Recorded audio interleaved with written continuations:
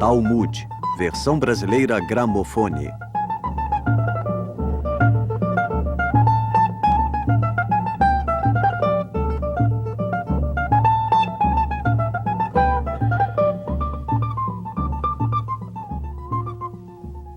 Eis a pergunta. 2 limpa-chaminés saem de uma chaminé. Um está todo preto e outro todo branco. Qual vai se lavar? É claro que o que está todo preto, é lógico. Sinto muito, você não é telhado para compreender o conteúdo do Talmud. Por quê? Você não raciocina. O que saiu todo preto vê que o outro saiu todo branco. Então ele acha que está branco. Quer dizer que o que saiu branco vê que o outro está preto e acha que também está preto. Então quem vai se lavar é o que está branco e não o que está preto. Não, decididamente você não raciocina. O que está branco e acha que está preto, vê um que está preto e que se acha branco. E o que está preto vê o que está branco que acha que está preto. Nesse caso, então, nenhum dos dois vai se lavar. E por que os dois não vão se lavar? Sim, eu pergunto mesmo. Você pergunta o mesmo, você pergunta o mesmo. Mas desde quando um limpa-chaminés todo branco e outro todo preto vão sair de uma chaminé?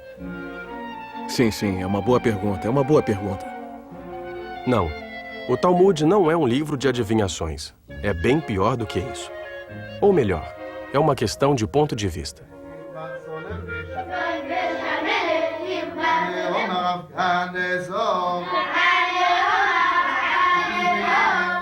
Uma questão de ponto de vista, como a dos judeus ortodoxos que fizeram do Talmud seu pão cotidiano. As crianças se familiarizam com esse texto que tem como finalidade revelar o sentido real da Bíblia, interrogando o mais ínfimo de seus paradoxos. Adão, que não tinha mãe, tem umbigo? Os peixes se salvaram do dilúvio? Por que os anjos de Jacó precisam de uma escada? Se Deus pôde criar o mundo em 6 dias, por que não poderia em um só dia? Ou mesmo em 1 hora, ou melhor, em 1 instante. Em suma, um outro tipo de adivinhação, porque sob o pretexto de compreender a Bíblia, o Talmud se ocupa de questioná-la de todas as maneiras possíveis. A palavra Talmud é a abreviação da expressão Talmud Torá.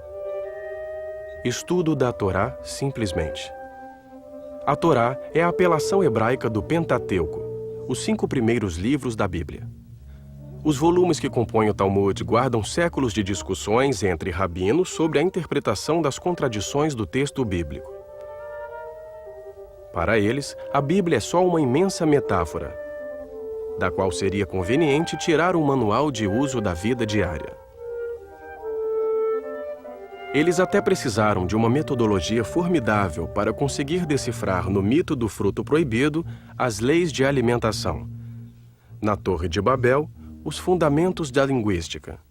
Ou nos relatos da fuga do Egito, os princípios da liberdade dos povos. Sem Torá, não há Talmud. Mas sem o Talmud, a Torá guardaria para si grande parte de seus mistérios. 3 vezes por semana, nas sinagogas, é costume se abrir os rolos da Torá e dar vida ao texto bíblico com sua leitura.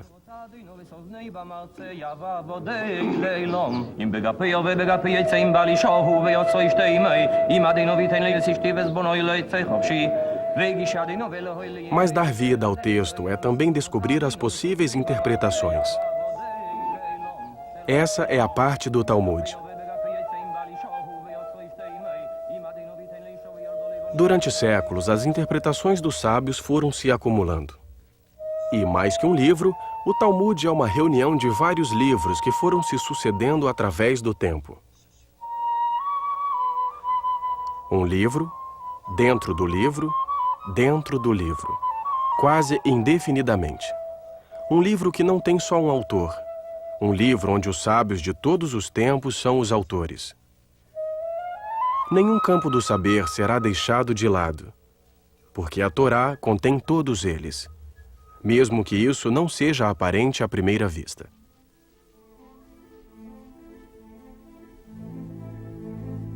O Talmud diz: meu ensinamento é como o mar. É preciso mergulhar nele para aprender a nadar. Assim é a Torá. Só aquele que mergulha, correndo o risco de se afogar, poderá aprender o que ela é. Um oceano de luz. É assim que o Talmud considera a Torá. Ele se submerge nela para descobrir as profundezas. No decorrer do questionamento, acaba por tocar os assuntos fundamentais da causa primordial, dos vínculos do efêmero e da eternidade, e tantas outras dimensões essenciais que a filosofia ou a ciência também tratarão à sua maneira. Mais longe da austeridade da filosofia ou da ciência, o Talmud também sabe rir de si mesmo. Retomando. O que está branco vê o que está preto, que vê o branco que se crê preto. E o que está preto vê o que está branco, que vê um preto que se crê branco. Não é assim tão simples. Não é simples. O que está branco vê que sua mão está branca, e o que está preto vê que sua mão está preta. Quer dizer que aquele que vê que está com a mão limpa não vai se lavar, e o que vê que está com a mão suja vai se lavar? Fácil demais. Você pode estar limpo, mas ainda assim vai ter vontade de se lavar. E pode estar sujo e não ter vontade de se lavar. Você, por exemplo. Estamos no ano 70 da era cristã. Tito mandou arrasar o Templo de Jerusalém e as tropas romanas ocupam a cidade sagrada. A maioria dos sábios se refugia no norte, na Galileia, em Tiberíades. Reagindo à invasão romana que desejava acabar com o judaísmo, um grupo de sábios vai empreender um dos mais impressionantes desenvolvimentos da cultura judaica, ao decidir elaborar o Talmud. E isso foi feito sob a égide do Rabi Yehudá Hanassi, chefe espiritual do povo judaico à época. Luz entre os seus, ele descansa hoje em dia no coração da Galileia, no berço mesmo da sua obra, o Talmud. Até ali, os sábios, geração após geração, repetiam de memória os diálogos dos mestres antigos aos quais juntavam seus próprios comentários. Uma espécie de memória coletiva que corria o risco de acabar se dissipando e perdendo. Tamanho era o volume de opiniões que não cessavam de crescer. Para evitar um tal drama, Rabi Yehudá Hanassi tomou a iniciativa de fazer redigir por escrito cerca de 2 séculos de ensinamentos, que até então eram transmitidos de memória. Ele decidiu a moldura, a forma e os limites dessa primeira compilação e a chamou de Mishnah. Mishnah significa repetição. Se tratava de repetir, dessa vez por escrito, o que não era mais suficiente ser retido pela memória. Esse enorme trabalho só foi terminado 2 séculos após a sua morte. A Mishnah consiste na primeira parte do Talmud e foi acabada no ano 220 da era cristã. O Talmud foi estruturado segundo a organização que Rabi Yehudá Hanassi deu à Mishnah. 6 ordens, cobrindo todo o leque do campo do conhecimento. 6 ordens divididas em 63 tratados divididos em 523 capítulos, que fazem do texto bíblico um verdadeiro tratado de vida. Deus fez o mundo em 6 dias. Rabi Yehudá o organizou em 6 ordens. 6 ordens como as 6 direções do mundo. 6 ordens como os 6 dias da criação. 6 ordens que condensam tudo aquilo de que o espírito do homem pode valer-se. Em 6 ordens, o Talmud pretende englobar todo o saber possível, como 6 direções definindo os limites do universo.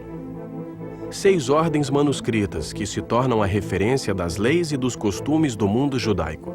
6 ordens que propõem nada menos que um manual de uso do mundo.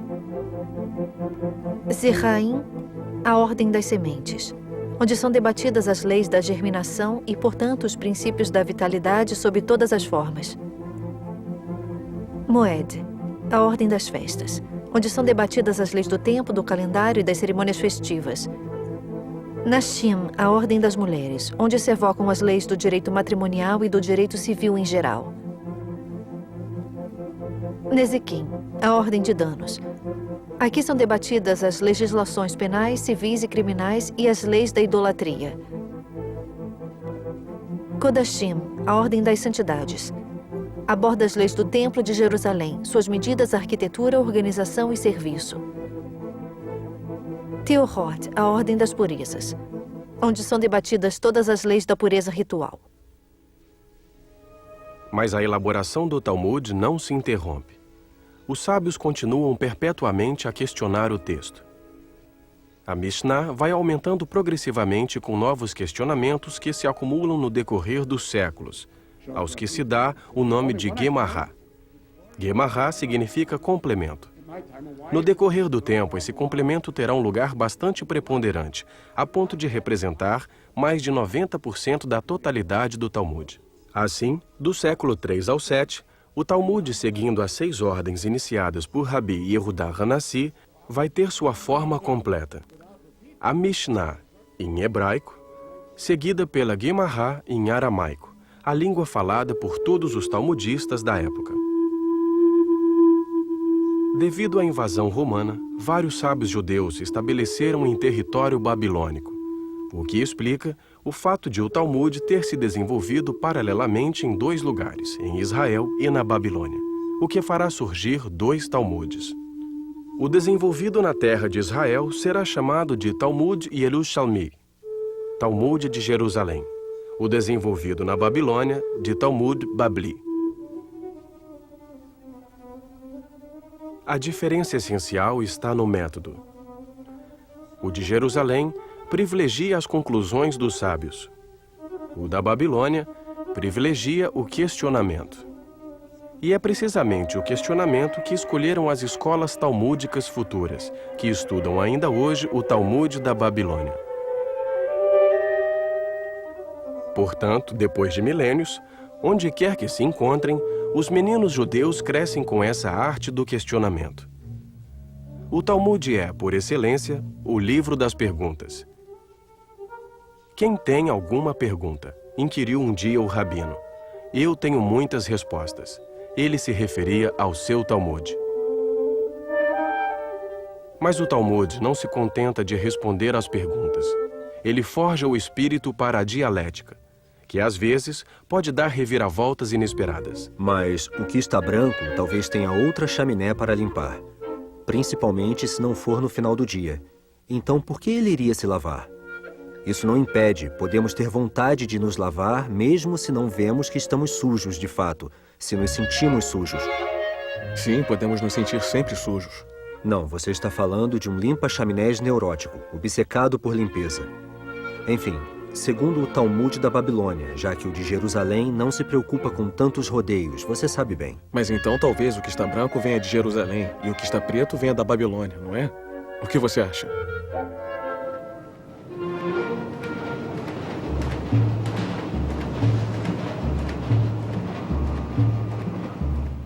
Foram necessários 6 séculos para conseguir dar corpo ao Talmud. 6 séculos para conseguir condensar o que será o conjunto mais singular jamais reunido de diálogos infindos sobre todos os assuntos do mundo. Até hoje, uma página do Talmud está constituída no seu centro do conjunto formado pela Mishnah e pela Gemará. Diversos comentários o cercam, comentários posteriores que se tornaram indispensáveis à sua compreensão. Hoje, os estudantes das Yeshivá, escolas talmúdicas, perpetuam o diálogo entre os rabinos dos primeiros séculos e seus sucessores.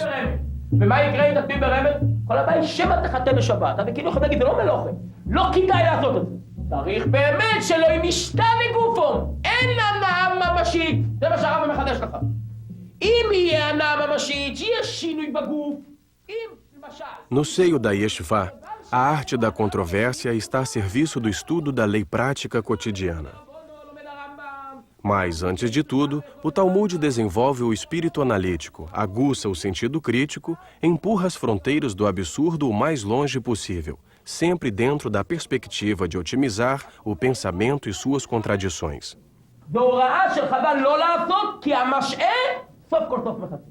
Assim, os alunos descobrem por quais proezas intelectuais o Talmud deduz dos relatos bíblicos e dos seus paradoxos aparentes ou anacronismos sua incidência na vida prática cotidiana. O texto bíblico também é percebido como uma metáfora, porque a língua hebraica é uma língua de múltiplas acepções. Uma só palavra pode ter vários sentidos, portanto, vários níveis de interpretação. O que importa é que Adão e Eva têm um umbigo? Adão, em hebraico, significa eu sou o sangue, e Eva, eu sou o vivente. Além do reencontro de um homem e de uma mulher, trata-se do reencontro da carne e da vitalidade. Como a vitalidade penetra o corpo pelo sangue. Tudo que eu como torna-se sangue, diz o Talmud. E, curiosamente, eis que as leis da alimentação são tributárias da história de Adão e Eva. A primeira coisa que eles fizeram depois de criados foi começar a comer como fazem os recém-nascidos assim que saem do ventre materno. Comer implica ter cuidado com o que comemos, diz o Talmud. Assim, do simples relato de Adão e Eva e de um fruto desconhecido, descobrem-se as regras alimentícias, que além da simples dietética, definem um elo entre o homem e o mundo. Então, frente a frente, como duelistas, os aprendizes talmudistas confrontam suas opiniões, aguçam sua arte do diálogo, perpetuando a tradição do questionamento que não deixa de estar acompanhado de um certo sentido do jogo. Mas espere. Desde quando um sai preto e o outro branco? É uma armadilha. Os dois devem sair pretos. Não, basta o primeiro sair pela chaminé, recolhendo toda a fuligem, que a passagem fica limpa. Quer dizer que a passagem fica limpa para o segundo, então o primeiro sai todo preto e o segundo todo branco. Fácil demais. Você acha que o Talmud faz uma pergunta tão sutil para obter uma resposta tão simples? Eu não acho nada, eu tento compreender. Você tenta compreender. Bem, eu recomeço. 2 limpa-chaminés saem de uma chaminé. Um sai preto e o outro sai branco. Qual dos dois vai se lavar?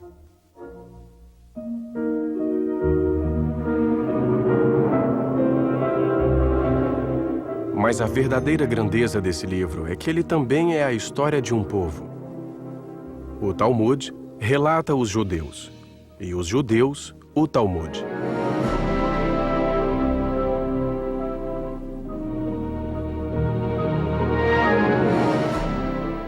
É no decorrer das andanças do povo judaico que se formará o livro e sua história. A história de seu conteúdo se misturará à história de sua invenção, dos seus manuscritos, de sua impressão. A história do Talmud deve ser percebida como a história de um povo. Do Sinai, Moisés recebeu a Torá. Do Sinai e não no Sinai, observa o Talmud. Como se o próprio Sinai fosse um instigador da doação da Torá a Moisés e de Moisés aos homens. A nuance faz do Sinai não uma simples montanha, mas há um elo íntimo entre a palavra Sinai e a palavra Sinat, que quer dizer o ódio.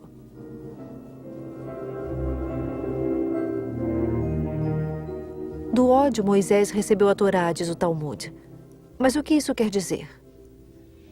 Eis como seria conveniente interpretar. Do ódio mútuo dos homens se impõe a necessidade da Torá. Torá, o livro da paz.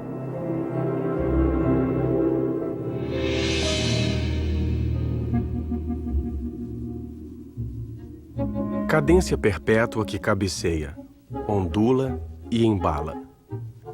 Os judeus, geração após geração, batem uma medida sem fim, marcando as oscilações de um pêndulo que mede o tempo ao ritmo das páginas do Talmud estudado. O Talmud é uma chama que penetra no espírito. Uma chama que transmite ao corpo seu movimento ininterrupto, imutável, perene, ao ritmo da vida, como os batimentos de um coração. Se acreditarmos na anatomia talmúdica, essas oscilações favorecem a concentração e a memorização. Em um sentido, as válvulas se abrem. No outro, elas se fecham. Em um sentido, a compreensão se ativa. No outro, a memorização. Mas na corrente do século X, o declínio da Babilônia, que sucedeu ao declínio da Palestina romana, obrigou os talmudistas a emigrar para outras comarcas. No decorrer de seus périplos, uma multidão de obras viriam continuar a obra dos primeiros talmudistas. As bibliotecas judaicas não cessarão de se enriquecer com os questionamentos daqueles que se aplicarão a contribuir à sua invenção perpétua. O Talmud permanece sendo, ao longo das eras, um processo criativo ininterrupto. De Jerusalém e da Babilônia, o Talmud começa seu longo exílio.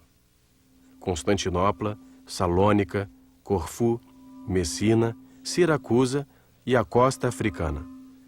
Os judeus dispersam-se ao longo do Mediterrâneo, entram pelos rios da Itália, sobem lentamente pela costa adriática, chegam aos rios franceses e à Península Ibérica, trazendo com eles o livro precioso como bagagem principal.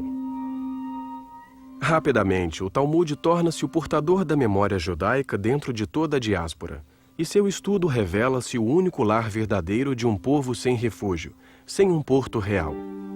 De fato, o prazer do estudo deveria compensar as desgraças das andanças. O apego ao livro deveria compensar o desapego à terra. Na falta da terra prometida, o Talmud foi a compensação. Assim, foi fundado na Renânia, no século X, entre Speyer, Worms e Mayence, o centro talmúdico mais importante depois de Tiberíades, Jerusalém e Babilônia. Os mestres mais ilustres afluíam para lá. A reputação era tal que atraiu o que chegaria a ser o mais ilustre dentre todos. Rashi.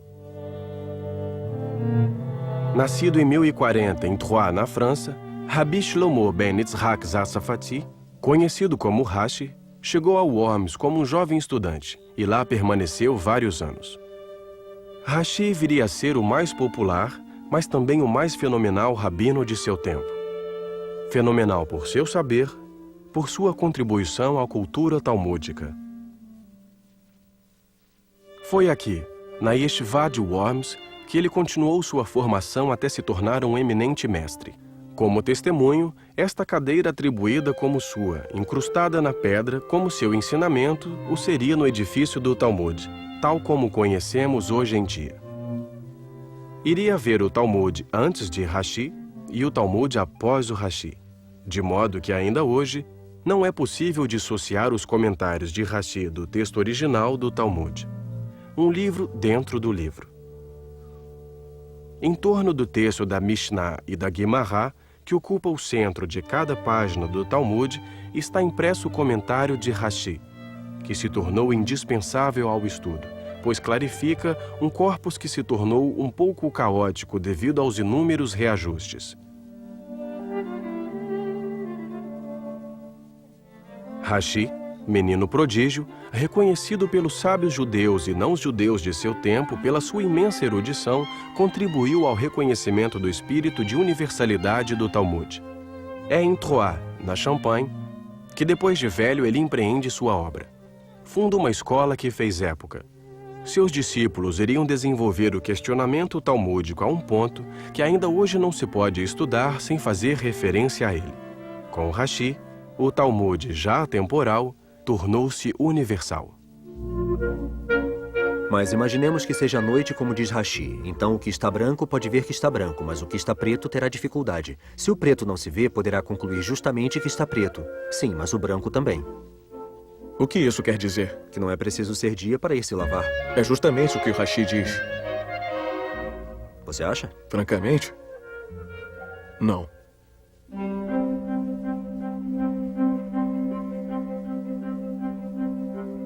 Um oceano de luz. Se a Torá reflete a luz divina, o Talmud canaliza essa luz e a domestica. Como o mar domestica o fogo do sol. Submergir-se no Talmud é domesticar, portanto, o fogo divino. Mas não é forçosamente escapar do fogo devorador do mundo. Durante o ano de 1240, Nicolas Dunan, um judeu francês que se converteu tornando-se dominicano, denunciou ao Papa Gregório IX os erros e as falsificações que ele atribuía ao Talmud. Na sua opinião, este continha blasfêmias contra Cristo, a Virgem Maria, os anjos e os santos da Igreja. Gregório IX, que já nessa época tinha fixado as regras da Inquisição Pontífice, achou que era seu dever perseguir os hereges. O Vaticano pediu expressamente ao rei Luís IX, conhecido como São Luís, que pusesse fim à perfídia dos judeus, suprimindo todos os exemplares do Talmud. São Luís ordenou que todos os manuscritos judeus fossem jogados na fogueira. A queima do Talmud teve lugar em Paris, no ano 1244. Foi seguido de muitas outras nos anos seguintes, em aplicação à legislação real. Em 15 de maio de 1248, ele foi solenemente condenado como obra do diabo, blasfematória. A repressão foi tão violenta que pôs fim ao talmudismo francês.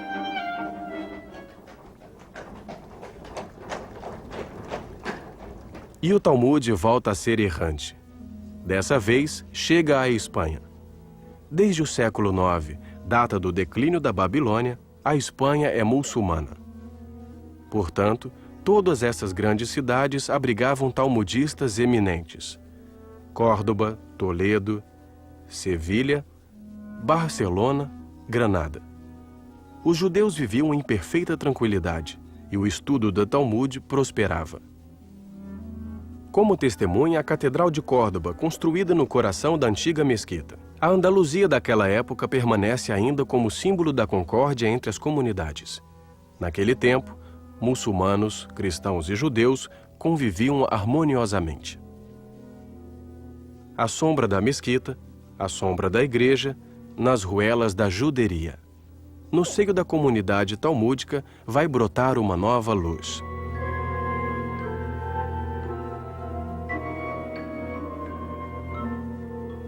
Moisés Maimônides se eleva como uma estrela no firmamento da época de ouro andaluza. Nascido em Córdoba em 1135, ele chegará a ser a maior figura intelectual do judaísmo medieval espanhol. Suas obras, entre as quais está o Guia dos Perplexos, adquiriram bastante importância aos olhos de todos, judeus, muçulmanos e cristãos. Seu Código da Lei, o Mishneh Torá, teve um grande papel nos escritos dos filósofos de todas as opiniões e de eruditos religiosos de todas as obediências, e isso durante gerações. Aquele que ler meu livro conhecerá toda a Torá e todos os seus comentários, dizia Maimônides de seu Mishneh Torá. Rashi na França e Maimônides na Espanha. Os dois eram animados pelo mesmo interesse pela universalidade.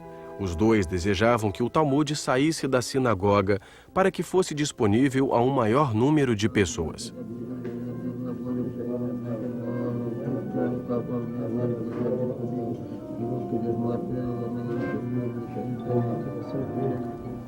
Ainda que Rashi se preocupasse em clarificar o método, Maimônides o abandona e só privilegiava as conclusões dos mestres antigos para chegar a uma Torá prática.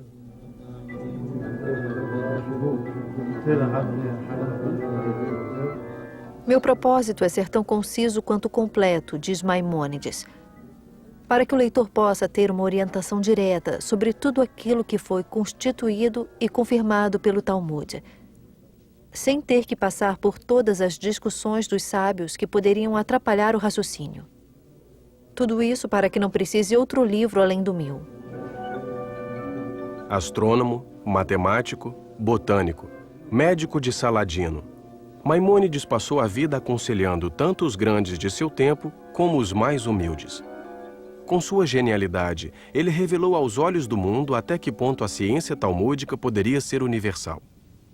Ele está enterrado em Tiberíades, o mesmo lugar do nascimento do Talmud. Maimônides reencontra, assim, seus ancestrais ilustres. Foi só no início do século XIII que os cristãos uniram forças para retomar a Espanha das mãos dos muçulmanos. É a Reconquista. A unificação da Espanha seguiu-se ao casamento de Isabel a Católica e Fernando de Aragão, em 1474. Ela chegou a termo em janeiro de 1492, quando os muçulmanos foram definitivamente expulsos. Presos na tormenta da Inquisição renascentista ordenada pelo Vaticano, os judeus seriam expulsos da Espanha no mesmo ano. Eles fugiram, salvando do desastre a sua única verdadeira riqueza, o Talmud. Expulsos da Espanha, os judeus e seu Talmud se dispersam. Entre os destinos privilegiados estava Veneza. Por que Deus dispersou seu povo sobre a superfície do mundo? Perguntou o discípulo. Para que a luz de sua Torá iluminasse todos os lugares, respondeu o sábio. E por isso os judeus são caçados com violência? Replicou o discípulo. Quanto maior a luz, mais dolorosa será a sua introdução no mundo, respondeu o sábio com lágrimas nos olhos. Veneza se beneficia de uma relativa independência da Igreja. Portanto, esse seria o primeiro gueto da história naquele fim do século XV. Gueto, palavra veneziana do italiano gettare. É o lugar onde se jogavam as peças inutilizadas das fundições e onde o Doge de Veneza consentiu que os judeus se estabelecessem.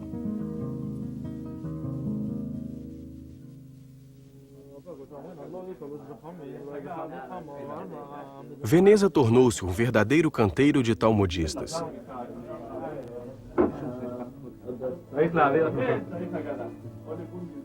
Veneza, etapa essencial na história do Talmud. Lá é que seria impresso pela primeira vez o texto integral. Era o ano de 1519.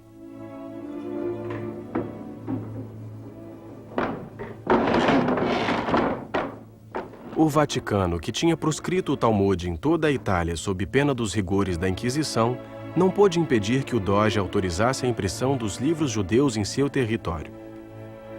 É na gráfica do impressor cristão Daniel Bomberg que, página a página, foi levado a cabo um dos empreendimentos mais colossais da história da tipografia.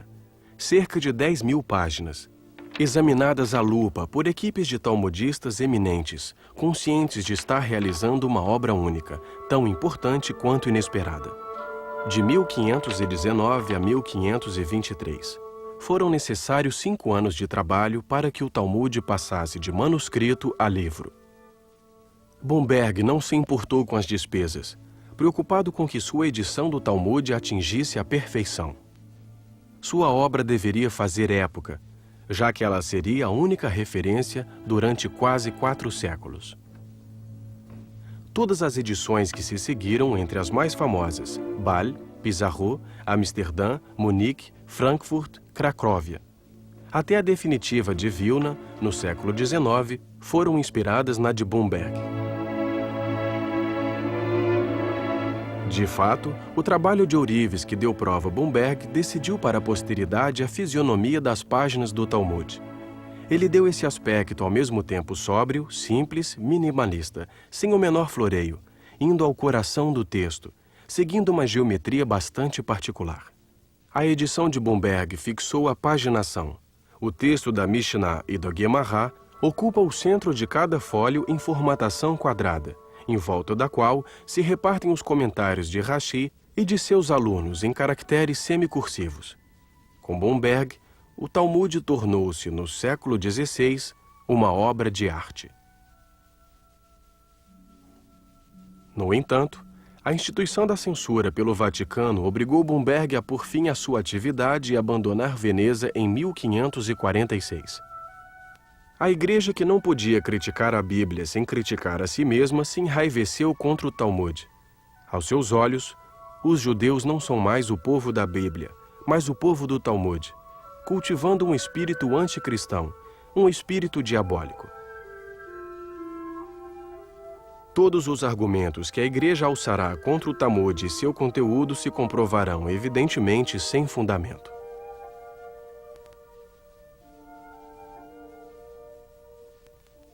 Nessa segunda metade do século XVI, a Igreja, comprometida na Contra-Reforma e contra o espírito da liberalidade da Renascença, exige uma prática estrita da fé e desenvolve uma intransigência para com a comunidade judaica acusada de anticristianismo. Vários mosteiros possuem ainda exemplares dos livros confiscados à época.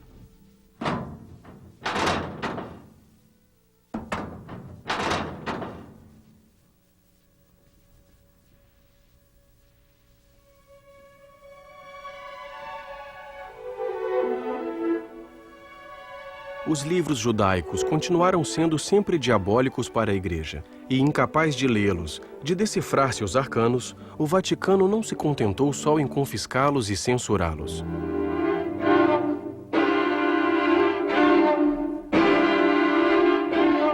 Em 1553, o Vaticano emite novamente a ordem de jogar os livros judaicos na fogueira. Todos os lares judeus de Roma foram registrados, e no Campo de Fiore teve lugar um auto de fé. Era o dia 9 de setembro de 1553, Rosh Hashanah, o Ano Novo Judaico. Algumas semanas mais tarde, em Veneza, em um dia de Shabá, no dia 21 de outubro, na Praça de São Marco, segundo as palavras do núncio papal, uma boa fogueira pôs fim à blasfêmia. Mais de 1 milhar de Talmudes foram queimados. A história do Talmud é também a história da dificuldade de um texto por existir. 50 anos mais tarde, o Talmud iria novamente surgir das cinzas. E sua história junta-se à dos judeus que não cessaram de sobreviver a todas as tentativas de assimilação, de conversão ou de destruição a que foram submetidos.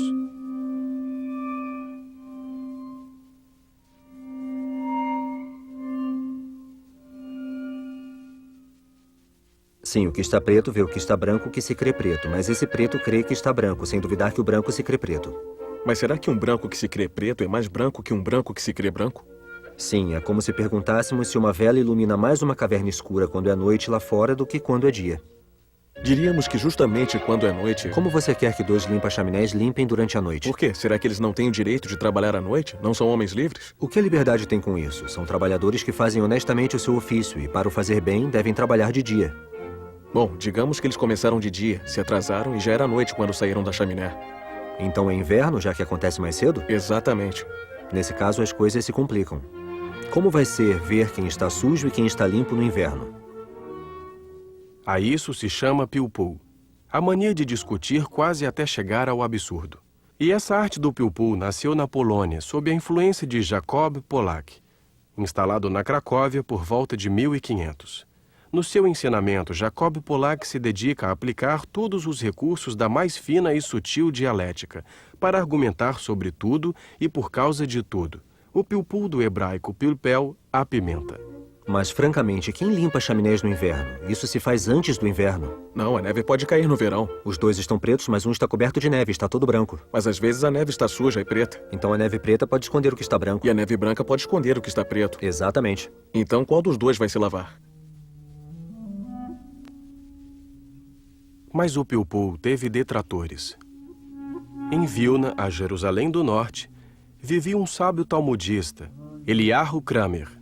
Nascido em 1720, morto em 1797 e que ainda hoje é venerado sob o sobrenome de Gaon, gênio, pelos judeus da Lituânia e de outros lugares.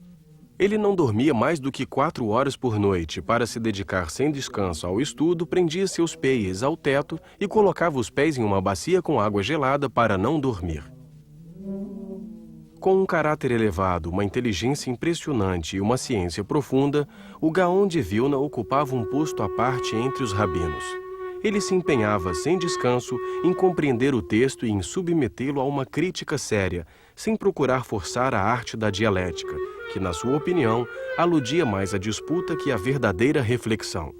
Seu impacto foi considerável em toda a Europa Oriental. Ele fundou o modelo das escolas talmúdicas modernas e influenciou dinastias de mestres ilustres. A edição definitiva do Talmud, que ainda é utilizada atualmente, é a de Vilna, feita em 1880. Enriquecida por comentários, ela condensa o ensinamento dos mestres modernos e se inscreve na linhagem refletiva do Gaon.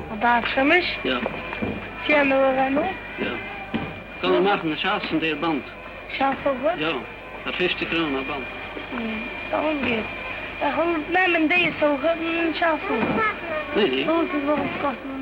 Desde então, todos os estudantes dispõem de uma ferramenta de trabalho bem mais competente do que dispunham as gerações passadas. Da Polônia à Áustria, da Hungria à Itália, da Espanha à Inglaterra, da Alemanha à França, da Lituânia à Ucrânia. Podemos dizer que não houve nenhuma comarca da Europa que não tenha participado na invenção do Talmud. Assim, durante cerca de 8 séculos, o Talmud viveu na Europa, tanto na Europa das vilas e dos guetos, quanto na Europa das capitais e nos principais centros da vida intelectual. Durante todos esses anos, o Talmud conheceu uma produção intensa de comentários e uma proliferação de escolas que elaboravam a cultura judaica que a modernidade herdaria.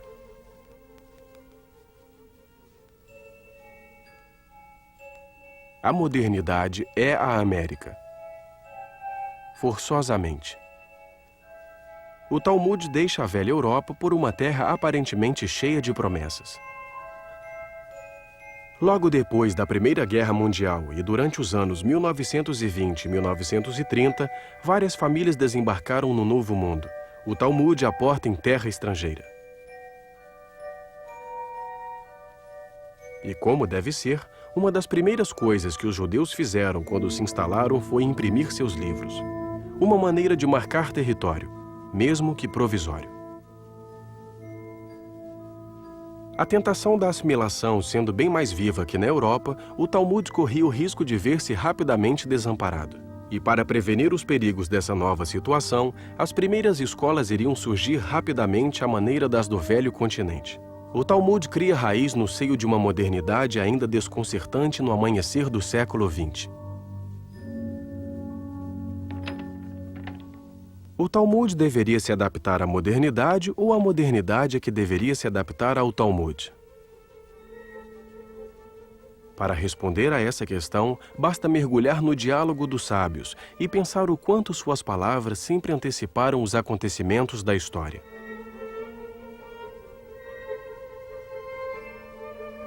A escola de Shammai e a escola de Hillel debateram durante 2 anos e meio sobre o homem. A primeira dizia, melhor seria que o homem não tivesse sido criado. E a segunda dizia, é bom que o homem tenha sido criado. No final, as opiniões foram contadas e se concluiu. Melhor seria que o homem não tivesse sido criado, mas já que ele existe, que seja virtuoso. Virtuoso? O que restava aos judeus às portas da Segunda Guerra Mundial? Ir praticar a virtude nos Estados Unidos?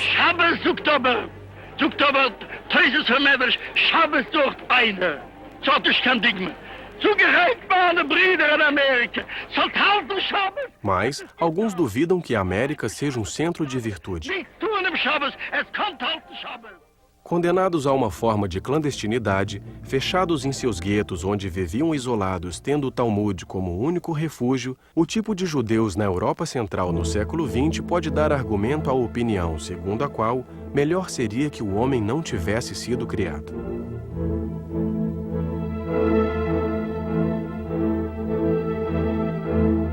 O nazismo, em todo caso, poderia ratificar facilmente tal opção. A esperança, no entanto, é o fundamento do judaísmo. É precisamente quando não há mais esperança que convém esperar. E a esperança judaica se enraiza ainda mais do que o absurdo do mundo. A ressurreição em um mundo onde o absurdo não terá mais razão de ser é a ilustração mais inesperada.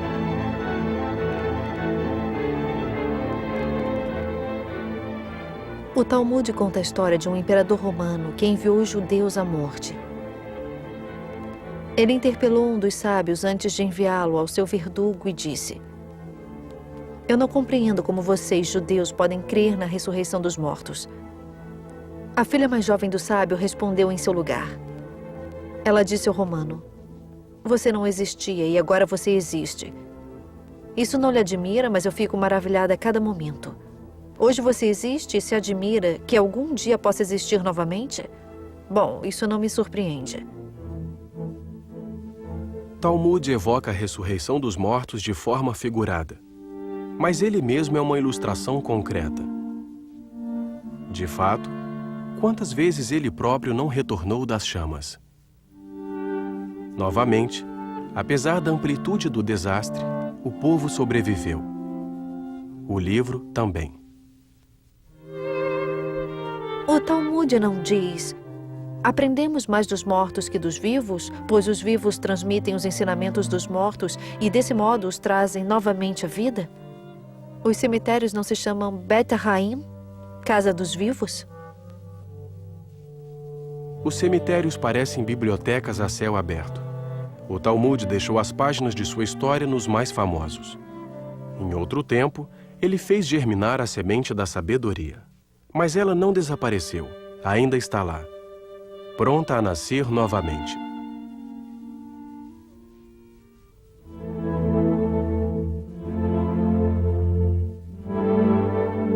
Depois da guerra, os estudos talmúdicos iriam redobrar, principalmente nos Estados Unidos, graças à iniciativa de Daf Yomi.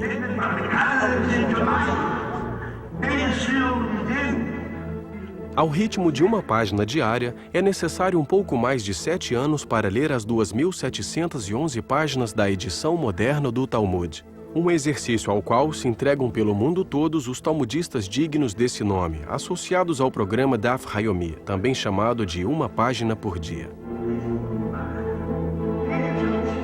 O princípio do estudo de uma página diária do Talmud foi iniciado por Rabi Meir Shapiro, no dia 11 de setembro de 1923, em Lublin, na Polônia. O Talmud seria essa terra espiritual onde os judeus poderiam, ao mesmo instante, por todo o mundo, estar reunidos por um estudo comum. Em 2005, o Madison Square Garden, de Nova York, reuniu mais de 46 mil pessoas, conectadas por satélite a outras comunidades do mundo, para festejar o 11º encerramento do estudo do Talmud. 11 ciclos de 7 anos e meio.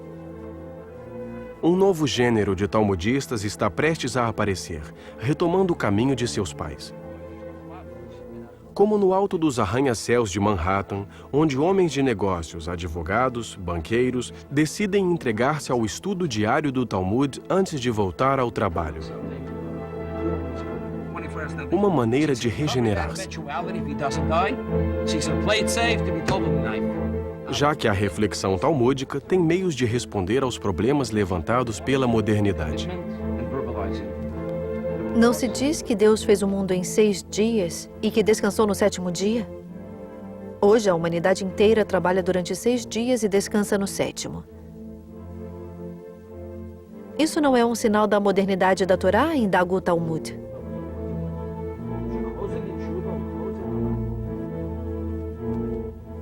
Desde o início, os judeus americanos participaram na construção do Novo Mundo, assimilando-se muitas vezes às custas de sua própria herança cultural. Mas, no entanto, eles sempre mantiveram uma ligação com a terra ancestral, voltando com regularidade a pisar o solo da velha Europa. Mais do que nostalgia, tratava-se de uma verdadeira necessidade de se regenerar com aqueles que souberam preservar o Talmud da assimilação. É certo que a assimilação já havia ganhado a Europa, excetuando a Yeshivá, sucumbindo aos enfeites da filosofia, da literatura, da arte e da ciência. Muitos filhos e netos de talmudistas iriam abrir novos caminhos em muitos domínios: matemática, lógica, física e mesmo psicanálise. Em sua correspondência com Karl Avraham, Sigmund Freud evoca o atavismo talmúdico que teria empurrado alguns de seus colegas para o caminho da psicanálise. Qual é a diferença entre um talmudista e um psicanalista? Uma geração, segundo se dizia. Hoje podemos inverter a pergunta. Qual é a diferença entre um psicanalista e um talmudista? Uma outra geração. No entanto, uma geração a qual arrancamos violentamente o Talmud das mãos para o jogar na fogueira. Porém, quando começamos a queimar os livros, acabamos por queimar os homens. Os homens colocados em trens que foram suas tumbas.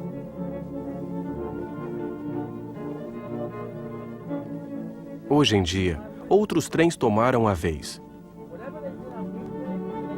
Este, como tantos outros, onde todas as manhãs, entre Long Island e Manhattan, um dos vagões se transforma em escola talmúdica, levando para o trabalho muitos deles, descendentes dos sobreviventes. O Talmud estimula o espírito.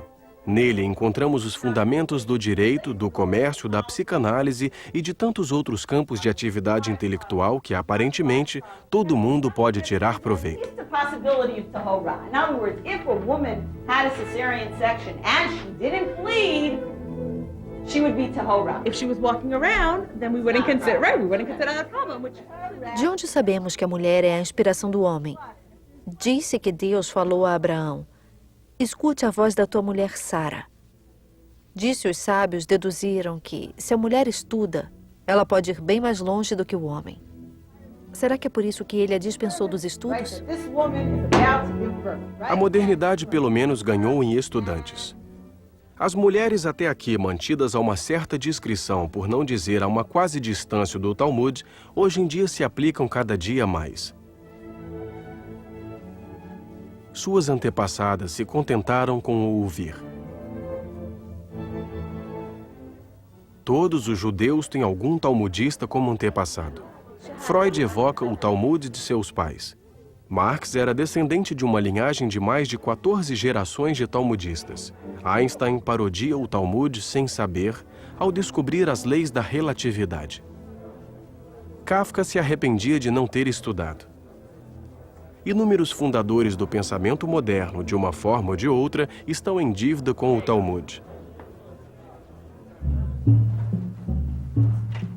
Mesmo que a tradição talmúdica tenha sido muitas vezes abandonada, renegada ou banida, a máquina do Talmud nunca parou. Em Nova York, as edições ArtScroll traduzem sem descanso. Rabbi Sherman é um de seus artesãos que, pelo seu trabalho de tradução, participa na continuidade da invenção do Talmud. Hoje, o Talmud existe em inglês, russo, francês e espanhol. Como se a última fase dessa invenção fosse precisamente ser legível em todas as línguas, acessível a um número maior. Foi a essa tarefa que se impôs Adin Steinsaltz, que dirige o Instituto de Textos Talmúdicos de Jerusalém. Ele é o autor de uma nova tradução detalhada, que se esforça por explicar em que o Talmud é sempre atual. Distribuir a luz ao maior número. Para isso, o Talmud encontra as vozes novas que nem Rabi Yehudá Hanassi, nem Rashi, nem mesmo Maimônides jamais desconfiaram. C'est-à-dire, comme ce or, qui est le matin, Yizrach Shemesh, c'est-à-dire le soleil brillera pour les tzadikim dans le monde futur. C'est-à-dire que les tzadikim sortiront de l'obscurité au monde futur, comme le or qui est le matin. A internet, à sua maneira, repete o gesto de Hanukkah. Hanukkah, o Festival das Luzes. Uma vez ao ano, acendem-se luzes do lado de fora da casa como símbolo da partilha da esperança em um mundo melhor. Um mundo melhor através do conhecimento. Conhecimento esse que deve sair da clandestinidade. Tal como a chama de Hanukkah, a luz do Talmud não se apagou no decorrer de sua história de iluminar a escuridão.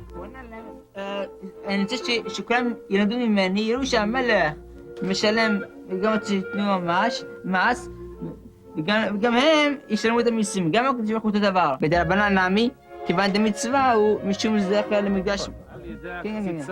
O dia começa na noite. Como se diz, houve uma noite e uma manhã. E esse foi o primeiro dia. Acontece o mesmo com nossa vida.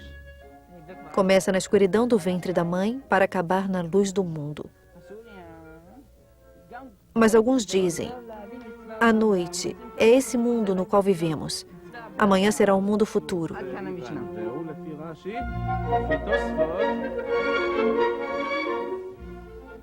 Assim, este mundo escuro nos torna cegos à procura do mínimo resplendor de sabedoria. Uma simples luzinha que cintila nas trevas. O Talmud manteve-se durante todo o destino do povo judeu, essa faísca que mantinha nas provações que tivessem uma espécie de clarividência. É assim, em todo caso, que o Talmud chama os cegos, aqueles que veem claro. E se eles eram cegos, se não vissem nada, uma noite total sempre? 2 limpa-chaminés cegos, mas me diga o que iriam fazer em uma chaminé.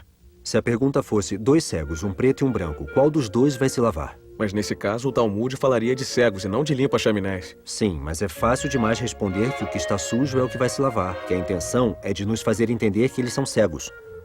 Como eles podem limpar uma chaminé se não veem nada? Você nunca viu um cego tocar piano? 2 limpa-chaminés que tocariam piano? Não, mas se 2 cegos podem tocar Beethoven a 4 mãos, podem muito bem passar pelo buraco de uma chaminé. Mas por que a pergunta não é, depois do concerto, qual dos 2 pianistas vai se lavar? Mas é essa a pergunta, só que eles são limpa-chaminés. Sim, e cegos. Você já viu 2 limpa-chaminés tocando piano? Não, mas eu quero ver. Eu conheci um antiquário que tocava trompete em duo. Qual dos 2 trompetes vai se lavar? É uma boa pergunta, já que as 2 são de cobre. Me responda uma pergunta. E você, já viu algum limpa-chaminés? Não. Eu também não.